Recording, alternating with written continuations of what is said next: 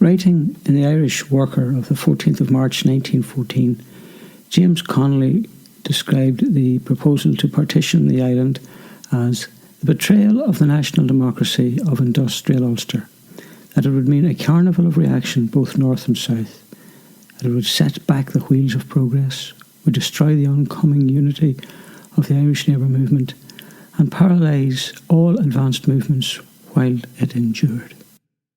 This year marks 100 years since the acceptance of the treaty and the beginning of the war to overthrow the Irish Republic, two actions which sealed partition on this island for the past century, leading to a century of reaction.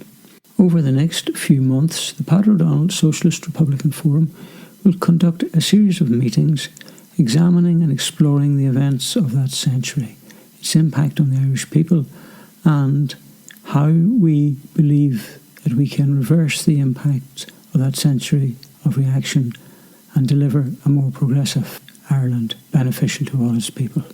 To begin the series, we are delighted to have the eminent historian Fearghal MacBhloscaidh deliver a lecture on the origins of the treaty, the negotiations around the treaty and its immediate impact.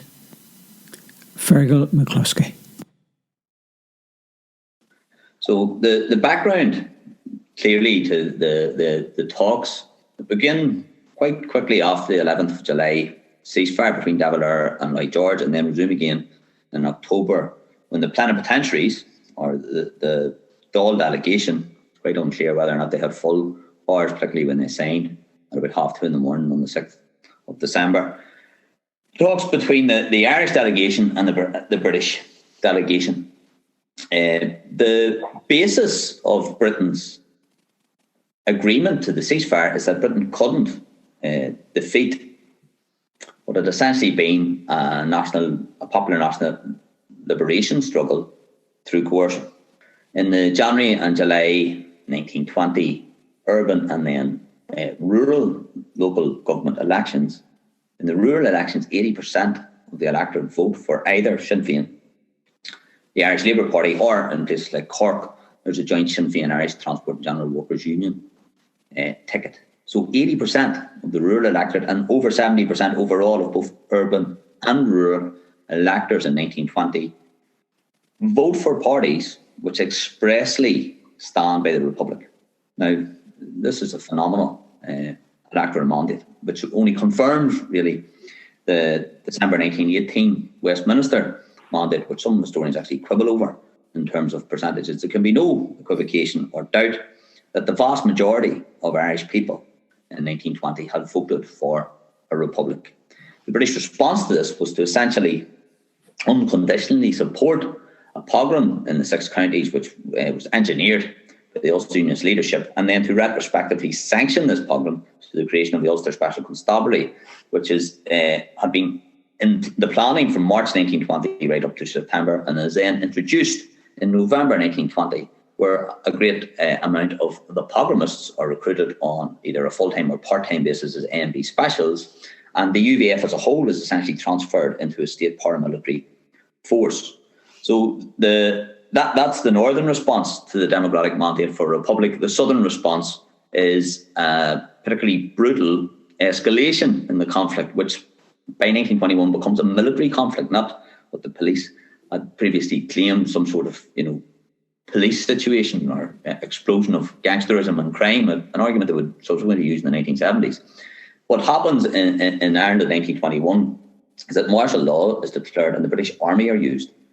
And in the spring of 1921, the commander of British forces in Ireland, General Macready, gives his assessment of how the policy of coercion or reprisal is going.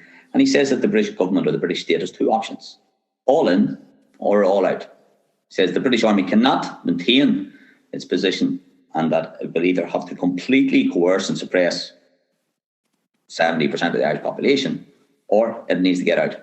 Now, because of the opprobrium and the distaste for actions like the burning of Cork and Bloody Sunday, etc., within international opinion, and because of the fact that the British government, despite the limitations of British democracy in the period, had to rely on its own electorate it became quite clear that a country which claimed to have went to war for the freedom of small nations and had implemented the policy of self-determination across much of the successor states of Central and Eastern Europe would probably have to come to terms with this Republican insurgency rather than completely repress it.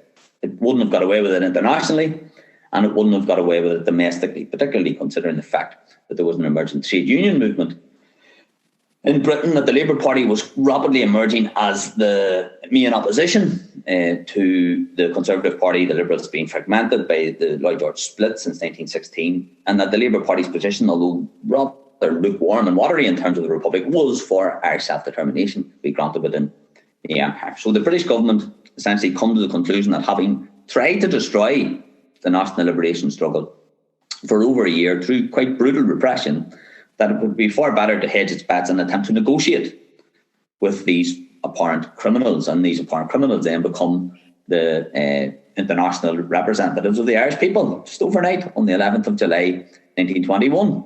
So that's the background to the talks. The talks themselves hinge then really on two key issues. One is the issue of partition, and the other is the issue of empire versus republic. There's clearly a democratic mandate for a republic in Ireland. Right? The British government have already created 6-county partition. They've passed the Government of Ireland Act in December 1920. They've opened the Parliament of Northern Ireland in Belfast in June 1921. The King's speech is carefully choreographed to give the signal that the British are prepared to come to terms, or some sort of terms, with the Sinn Féin movement. Previous attempts have been made, particularly through the agencies of Archbishop Clune at the turn of the year. These have been unsuccessful. It's really what's rather erroneously called the Peace Faction in Dublin Castle, a sort of a cohort of highly imperialistic civil servants led by people like Andy Cope, who engineer this talks process, this peace process, we could almost call it. Now, what's the basis of this? The basis of this is in essence that the British government want to maintain partition and want to keep Ireland within the British Empire. The Sinn Féin position is that Ireland should have a unified republic and self-determination, i.e. separation from the British Empire. Now, it's quite clear that within the Sinn Féin movement itself, there are divisions. There are divisions between people who haven't been Republican for about 20 years, people like Arthur Griffith, who from 1903 and the resurrection of Hungary has been arguing for a dual monarchy. Griffith, who's basically, if you want, the ideological representative of the nationalist petty bourgeoisie in the Sinn Féin movement. The Sinn Féin movement is a coalition, really. Griffith had made moves towards the Healyite faction before the 1916 Rising. And that faction within Sinn Féin, this sort of conglomeration of nationalist petty bourgeois Sinn Féiners and very well off and quite socially and politically conservative former Healyites, followers of Tim Healy, people like Kevin O'Higgins, and thrown someone like Kevin O'Shields.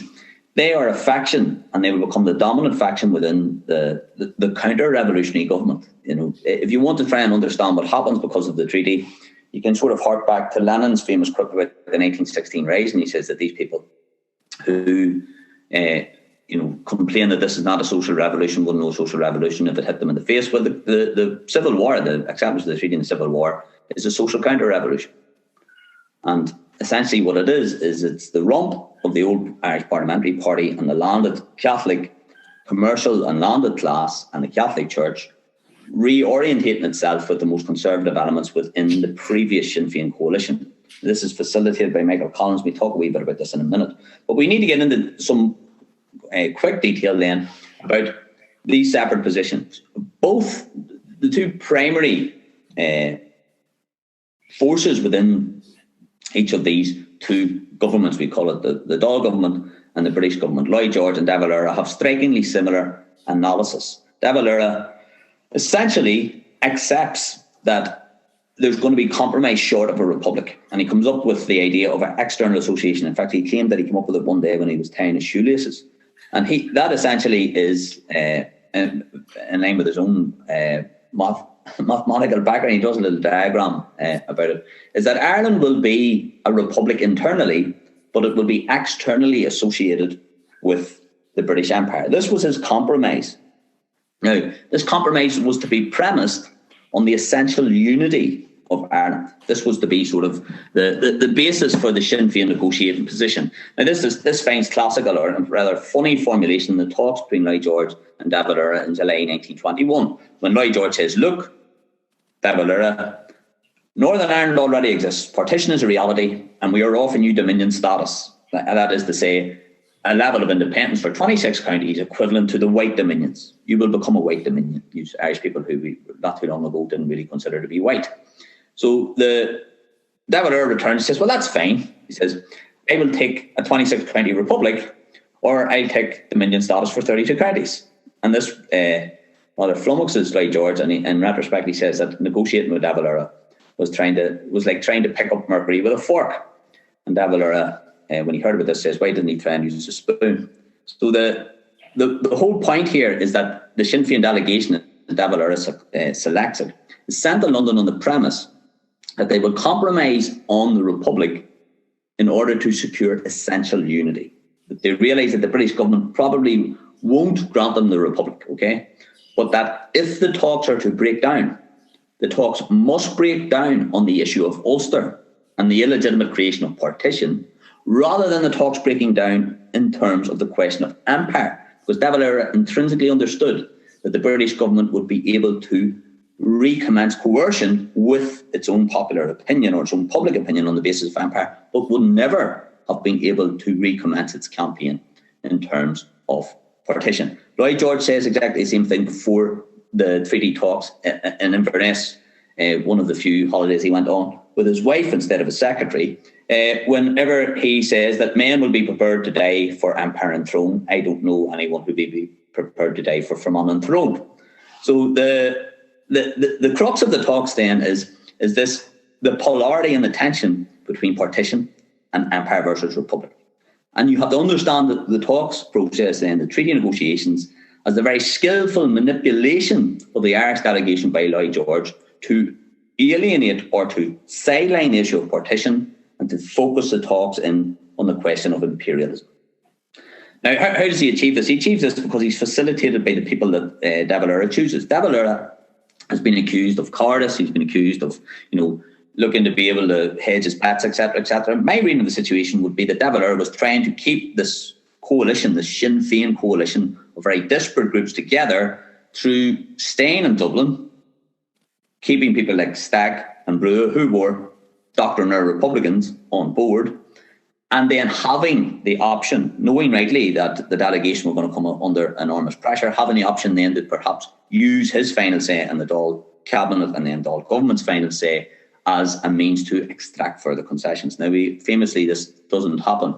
But what De Valera does is he sends Arthur Griffith over, and I've already discussed, Griffith's a particularly poor representative of the Republic because he doesn't believe in the Republic. In fact, his position is probably closer to what the British are offering in terms of Dominion status. He also is, and be quite obvious about this, quite a weak personality. Okay, he ran his government offices in the Dáil from a snug in the Dublin pub. He turns up to the treaty negotiations, and Erskine Childers, undoubtedly the most competent and the best member of the Irish delegation, the delegation secretary, says he turned up every morning muzzy with whiskey. Now, Lloyd George quite quickly understands that in order to extract concessions, he has to stop dealing in plenaries, that's mean in the two negotiating teams together, and he has to focus in on individuals. He identifies Collins and Griffith as the two main individuals. He then goes to work on Griffith. The way that he does this is he essentially convinces Griffith that he's on his side. He says that he is the member of a coalition government, and that if he cannot find peace for Ireland, then his allies in the Tory party will elect that renowned reactionary Bonner Law, and Ireland will be coerced. And he actually convinces Arthur Griffith of his bona fides, which is quite a feat considering Lloyd George's reputation. And he inveigles a concession out of Griffith in terms of partition. He says he will try every means to convince James Craig to secure essential unity. And we have to realise this as well, that the Sinn Féin delegation had put forward proposals that Craig would keep his parliament in the 6 counties, but that it would be under the authority of Dublin, not under the authority of London. Right?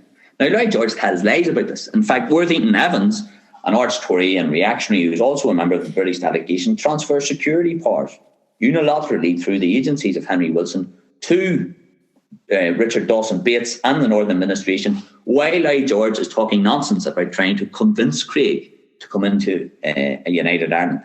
So this is all blather, if you like, but it actually produces a positive response from Arthur Griffith, because what Lloyd George says is that if I fail in these efforts at essential unity, would you accept the compromise of a boundary commission, which will leave the six-county territory, that body reduced, that it will be forced to come into the south.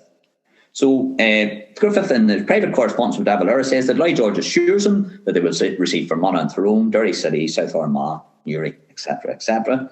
On the 12th of November, Griffith gives a verbal undertaking that he will not release the details and he will not obstruct Lloyd George, who is facing a situation. Remember, the Ulster Unionist Party are also members of the Conservative Party. Lloyd George is the Liberal Prime Minister of a majority Conservative government, and the Conservative Conference is taking place in Liverpool, that hotbed of Orangism and Irish nationalism in the period. And Lloyd George wants to try and push acceptance of the talks through the Tory Conference, which he does quite easily. But on the 12th, Griffith says that he will not stand in the way of an agreement on the question of Ulster if a boundary commission is instituted. And on the 13th, Lloyd George is Welsh-speaking secretary, and he converses in Welsh before the Sinn Féin and the British delegation, so that people don't know what they're talking about. Tom Jones writes a memorandum, and Griffith signs it. So Griffith has already destroyed the Sinn Féin negotiating position in November. Right? This memorandum is not mentioned again until the 5th of December, late on the 5th of December, when Griffith, who having returned from Dublin, where there's a very heated discussion in the cabinet, and being sent to go over and change the oath of allegiance again, this key issue of empire, and the Ireland's relationship with the empire and the question of Ulster, is told, go over and face the consequences, war or no war, and any agreement that you sign has to be referred back to the cabinet in Dublin before it's signed. Okay?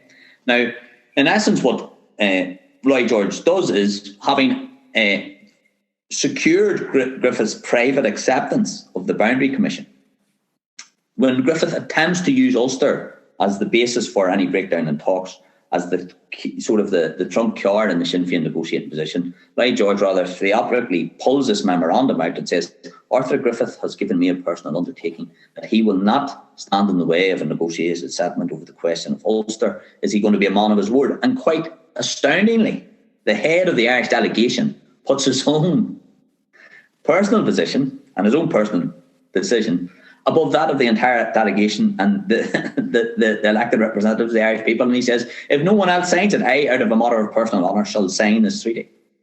And then essentially what happens over the ensuing period is that the delegation fall like dominoes. Michael Collins signs the treaty. He allegedly says he signed his own death warrant.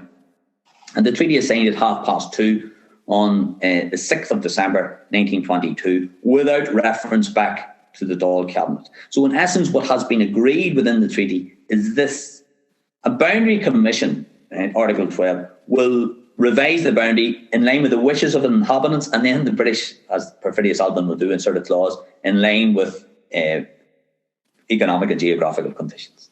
Right? Now, there's both sides of the future treaty debate, both the pro and anti-treaty factions believe that this will leave the North redundant, that the North will lose so much territory that essentially partition will, evaporate. So, in actuality, and this is what Lloyd George really thinks, that while poor Michael Collins is pulling his hair out and considering that he signed his death warrant, the following morning, the Tories and Lloyd George have a celebratory breakfast in Downing Street, and Lloyd George tells them that Craig will probably gain more than he loses from the Boundary Commission. So to whom was Lloyd George telling the truth? Yes. We now, in the present day, we probably realise that Boris Johnson's elastic concept of the truth and his adherence to treaty negotiations and signatures, this is not an outlier. This is actually standard British negotiating policy. The problem for Britain now, obviously, is that they don't have the biggest armies in the world and the largest navy in the world to back up their chicanery. But anyway, so the Sinn Féin delegation has been duped on the question of partition, what are the details then of empire? Well, essentially, Ireland accepts the king as the head of state. Ireland accepts an oath. It accepts a Lord Lieutenant, the British representative in Ireland. It gives the British security through the treaty ports. It agrees to pay its imperial debt. And what it gets in return is dominion status and the right to have its own army, which has only been conceded because the British secretly have conceded the same condition to Craig, i.e., the Irish fail miserably in their objectives in the treaty negotiations. In fact, Tom Jones, Lloyd George's secretary, says we have achieved everything that we offered in July. And the basis for this, in essence, is falsehood on the treaty and the fact that Lloyd George was able to manipulate the Irish delegation who broke under the pressure. Now, what are the ramifications for this? The ramifications for this are civil war. Because the choice had been, and we have to be very blunt about this, the choice had been that in 1921, there was probably going to be a civil war in Ireland, but it was likely that the civil war was going to be between the 39,000 armed Ulster Specialist Constabulary and the National Liberation Movement. By 1922, there's a civil war, but it's actually factions of the National Liberation Movement fighting a proxy war for the British Empire. Now, this doesn't become immediately apparent, and key to this is not Arthur Griffith. In fact, John Dillon, the head of the rump of Constitutional Nationalist right quite early on in 1922, that Griffith wouldn't last a fortnight without Michael Collins. And Michael Collins is central then to the Civil War and the consolidation of the counter-revolutionary government. Now, you might say that Collins actually is ignorant of the implications of his own position. Right? The British don't have a very high opinion of him in terms of a negotiator or of an intellectual force, but Collins appeared to have a very high opinion of himself. And one of the key things about Collins, and if you look at his conduct before his death early on in the Civil War in August 1922, Griffith dies at the same time of a cerebral hemorrhage, probably brought on by too many whiskies in 10 Downing Street. But the key issue is that Collins believes that through his machinations and through the force of his will, probably, that he can actually impact or steer the course of the large structural forces and the incredible weight of pressure that is being brought to bear by the world's largest imperial power. He thinks, I am quite sure of this, he thinks that he can use the agencies of the Irish Republican Brotherhood and of the Secret Republican Network to further his final objective. This is a disastrous hubris which actually leads to the defeat and the obliteration of any chance of achieving those Republican objectives within the lifetime of anybody involved in it all. And there are several ways that he does this. First of all, he's key to the acceptance of the treaty within Sinn Féin. Right? He uses the Irish Republican Brotherhood in order to get enough votes.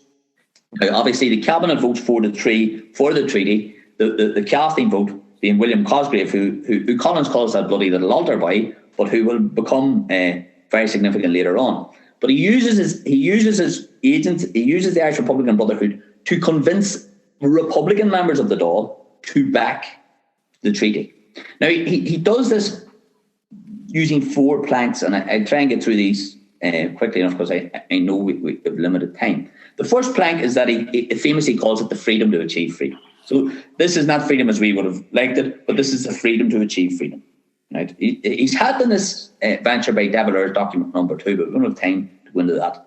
Right? But he then argues that he will produce a Republican constitution for the Free State, which will allow the people particularly on the moderate anti-treaty side, the De Valera side, to allow them to assuage their moral objections to the oath, right, and to incorporation within the empire. In essence, he wants to try and create a layered form of external association through the use of a Republican constitution. This he promises. This then becomes the basis of a political reconciliation in terms of the 2 treaty factions of Sinn Féin. Because while Sinn Féin TDs vote for the treaty, and decisively Collins' input here is important, Sinn Féin as a political party votes against it. Right? the Republican Party votes against the treaty. Now, this is temporarily reconciled, particularly to the agency of people like Joe McGarty and Harry Boland, to the creation of a Sinn Féin Pact. Now, this panel pact, as it is called, the Devil or Collins Pact, suggests that that Sinn Féin will stand as a united party, and there will be a panel of candidates under proportional representation, and that representation then will reflect the weight of pro and anti-treaty supporters in the previous Dáil, the second Dáil, and that the subsequent Free State government then will have a coalition cabinet of pro and anti-treaty Sinn Féin factions. Right? That's what the Electoral Pact is all about. Now, the entire period, having sort of assuaged the political side, Collins secretly and surreptitiously then engages in secret military preparations with the majority anti-treaty element in the IRA, and he launches a joint northern offensive. He launches a secret northern offensive against Craig's government. This again neutralises the question of partition, and it makes it look as if Collins is serious about overturning partition. Okay. Now there are two abortive offences, one in March and one in May 1922. Neither come to any great effect. In fact, by June 1922, the Four Courts garrison is still under the delusion that the Baggers Bush or the Free State forces are helping them to coordinate a third offensive. And Rory O'Connor quite famously releases the documentation which proves this now. So these are the four planks of Collins's attempts to attach enough Republicans to would support the treaty in order to secure his position and acceptance of the document.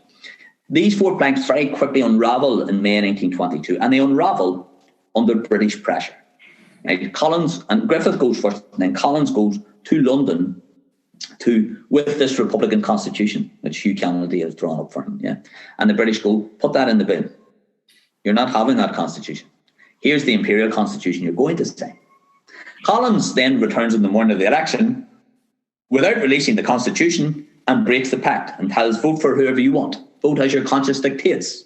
This then election result, based on a constitution, a Republican constitution no one has ever seen, which is really an imperial constitution, forms the basis then of the mandate for the Free State government.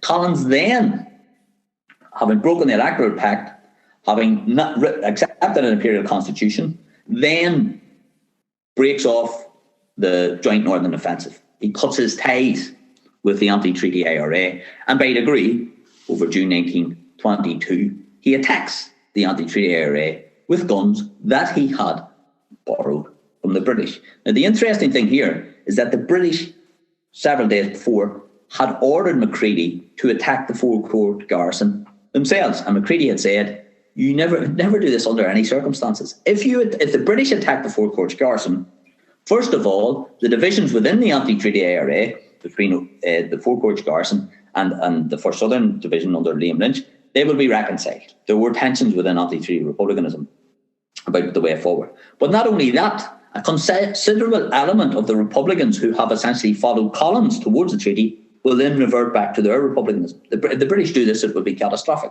So the British essentially inveigle and pressurise Collins into attacking the Four Court garrison themselves. The British government record suggests that Collins must make the Republicans come to heel, that the Republican flag cannot fly in Ireland. These are direct quotations from British cabinet minutes.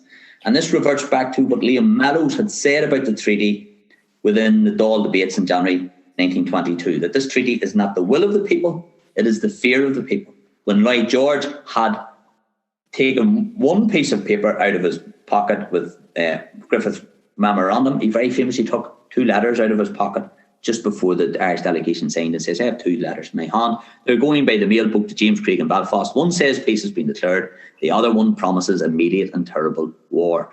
What an awful lot of the analysis of the Civil War excludes is the context of the British threat of military intervention. And it's a threat of military intervention which by degree convinces someone who claims to be furthering the cause of the United Ireland Republic, i.e. Michael Collins, to accept the logic of his signature at 2:30 on the morning of the 6th of December, and by the 28th of June, he attacks Republicans with guns borrowed from the British to secure the 26 counties placed within the British Empire. Now, how do we know that this is part of the British government's logic? because Winston Churchill, who's the minister or the secretary of the colonies and was on the British negotiating team, writes a letter to James Craig 2 weeks after the bombardment, and he says that Craig can be happy now that Collins has drawn his sword against the enemies of the British Empire. And this was the strategic logic, first of all, of partition, which would be used as a hub for reconquest if a republic was declared. And then secondly, this was how, by degree and by essentially an attritional threat, the British push that Republican element. And I think that Collins probably was genuine in his republicanism, but deluded in the means to achieve it, towards a point of no return where they've essentially crossed the Rubicon and they become a proxy for empire. Now, that is the great tragedy then of the Irish Civil War.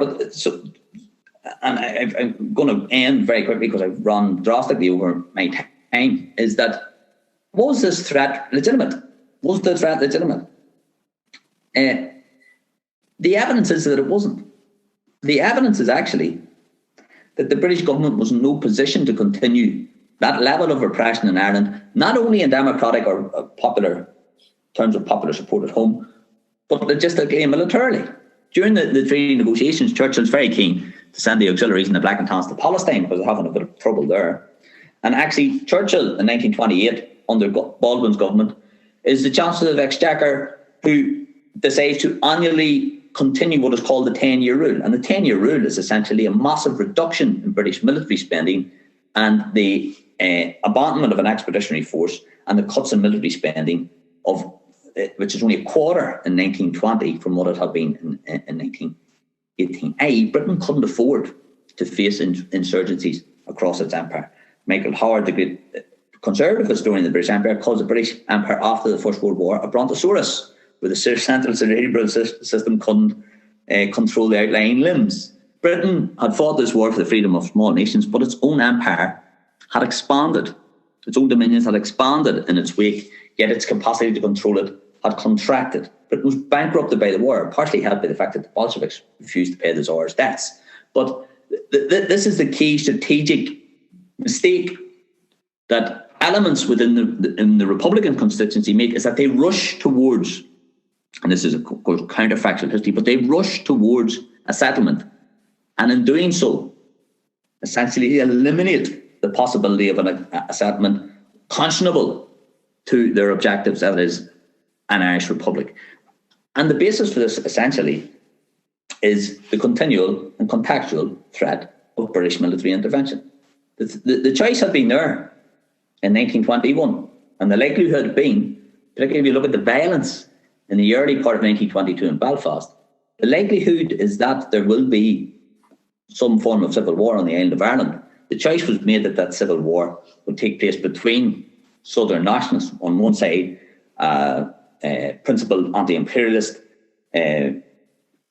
we would say about 2/3 of the revolutionary movement, and then another element which sides, in essence, with the most reactionary and socially conservative elements within Southern society. You get the reconfiguration then of politics. So the people who argue that there was no class dimension to the Civil War, as I said before, probably apply the same faulty criteria that Lenin criticised about the 1916 Rising. These people wouldn't know a social counter-revolution if it hit them in the face. What happens is that the material forces in Southern society create a consensus, a pro-treaty consensus that is based on the Catholic nationalist commercial class, large farmers, the Catholic Church, and that rump element, that rump right-wing element within the national liberation struggle, which essentially becomes the leadership of the Free State after all those Republicans who have defected are essentially removed, and which is like a process of salami politics. So the colonists, the supporters of Michael Collins, the Republicans who thought they were pursuing the Republic through agreement with the treaty, are very quickly removed, particularly after the Army Mutiny. And what becomes to consolidate itself as the establishment of the Free State is, in essence, a new class-based alliance between the most right-wing element of the national liberation struggle and the rump who had never supported the national liberation movement at all.